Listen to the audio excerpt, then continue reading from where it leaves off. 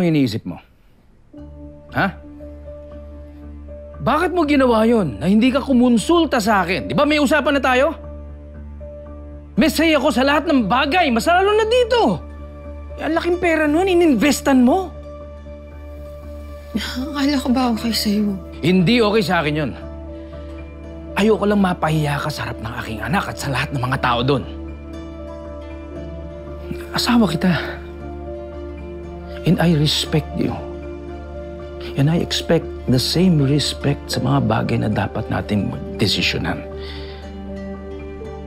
Huwag na huwag mo akong papahiyain sa harap ng anak ko.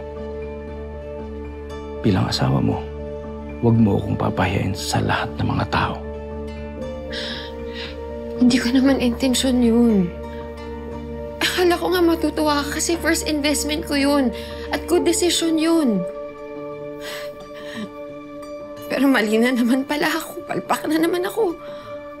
Ako na lang yung palaging mali. Si Gina na lang yung palaging tama. That's not the point. Pero ganun na rin yun. Sige, kampihan mo pa yung anak mo. At sa bagay, wala naman akong laban dito eh. Asawa mo lang naman ako.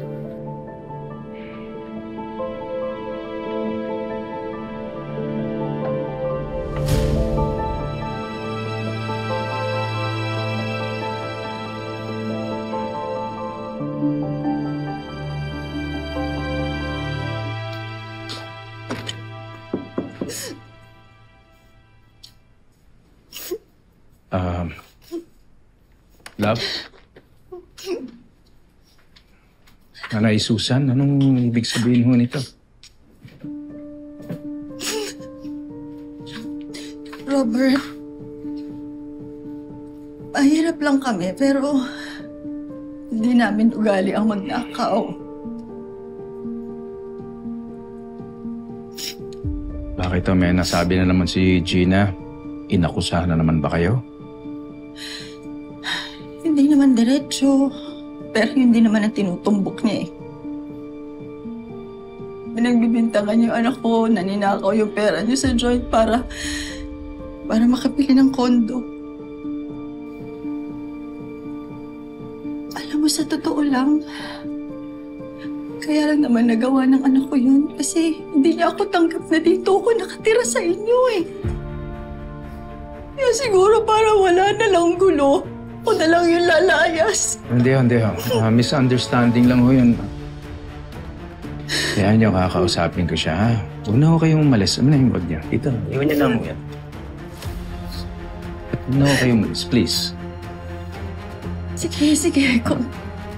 Kung yan ang gusto mo, hindi na lang ako aalis. Pero please, pagsabihan mo naman yung anak mo, ha? Bakit? Ako na ang bahala. Nakausapin ko siya. Wala ko na muna kayo mag-asawa.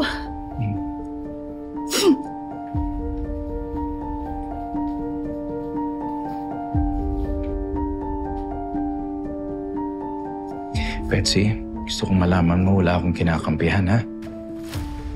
May point si Gina, may point ka rin. Yung kanya kasi, syempre gusto nating makatipid. Medyo hinay-hinay muna sa paggastos. Yung iyo, I understand, okay yun, investment yun eh. Kasi naman ngayon lang ako nakatikim ng ganito. Alam mo naman, di ba? Na halos buong buhay ko gumagapang ako sa hirap. Walang-wala kami. No.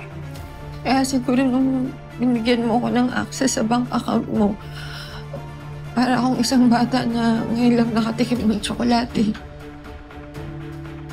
Naintindihan ko yun.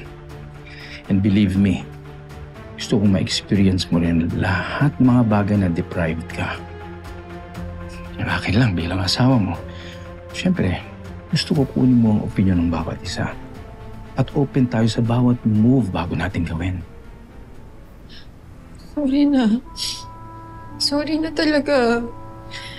Hindi ko sinabi na bibili ako ng kondo kasi gusto kong i-surprise kita sa mansari natin. Pero wala naman akong masamang intensyon dun. Kasi Gino lang naman yung OA. Walang preno yung bibig niya. Saan kaya yung mga sinabi niya? Huwag kang mag-alala. Kakausapin ko lang si Gina para maging okay kayo. Love, tinatry ko naman yung best ko na maging okay kami ni Gina. Pero siya naman tong bitter eh. Halika nga. Hindi kaya dapat intindihin mo na lang yung nararamdaman niya. Tingnan mo yung sitwasyon from her point of view. Kahit na ayaw mo, kahit hindi disagree ka. Ako na lang ba palagi mag-a-adjust? Please.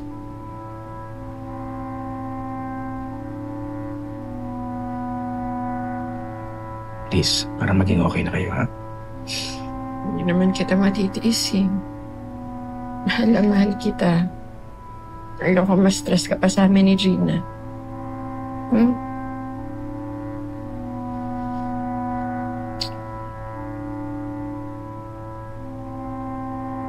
Ay, thank you.